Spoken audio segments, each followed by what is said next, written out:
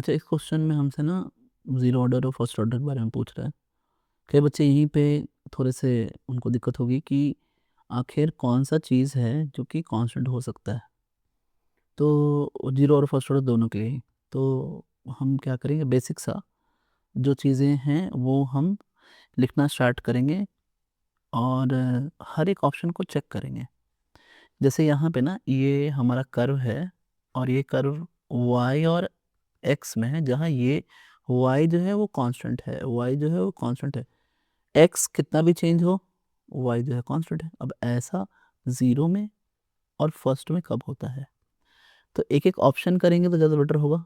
एक ऑप्शन देखते हैं, जैसे कह रहा है ज़ीरो ऑर्डर, y कंसंट्रेशन और टाइम। अब देखिए ज़ीरो ऑर्डर में हमारा जो रेट है वो रेट लिखा जाता है, रेट इज़ इक्वल्स टू के और रिएक्टेंट के कंसंट्रेशन के पावर 0। अच्छा, रेट जो है ना वो कांस्टेंट है, समय के साथ चेंज नहीं हो रहा है।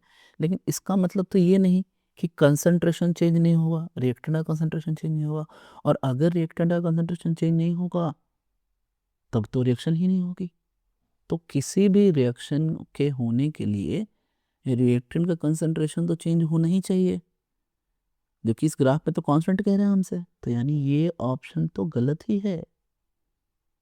आप अगर ऐसे गेस करोगे इस क्वेश्चन को तब तो ये गलत ही होगा। हमें लॉजिकली एक-एक ऑप्शन को समझकर एलिमिनेट करना है। जो दूसरा वाला ऑप्शन है उसमें ऑप्शन बी में हमसे क्या कह रहा है कि रेट जो है वो रेट और एक्स जो है वो कंसंट्रेशन। तो अभी तो मैंने बात किया ही था कि रेट जो है वहाँ कंसंट्रेशन पर डिपेंड करता ही नहीं है। यानी ज़ीरो के लिए ये बात तो सही है, पहले वाला जो हमारा स्टेटमेंट है वो सही है। अब दूसरा वाला भी देख लेते हैं। पहले वाले क्वेश्चन में हमने दूसरा वाला स्टेटमेंट गया ही नहीं, क्योंकि पहला ही स्टेटमेंट गलत था, तो दूसरा चेक करने का कोई मीनिंग नहीं बनता है। तो दूसरे वाले ऑप्शन में जो दूसरा स्टेटमेंट है उसके बारे में बात कर लेते हैं कि टी हाफ और कंसंट्रेशन फर्स्ट ऑर्डर के लिए। अब देखिए टी हाफ जो होता है फर्स्ट ऑर्डर का वो होता है 0.693 अपॉन के। और यहाँ भी कंसंट्रेशन का कोई टर्म है ही नहीं। अगर ए रिएक्टेंट है जो कि प्रोडक्ट में चेंज हो रहा है तो यहाँ भी ए के पावर 0 होगा, यानी ये कंसंट्रेशन पर डिपेंड तो करेगा ही नहीं। तो यही हमारा आंसर हो जाएगा।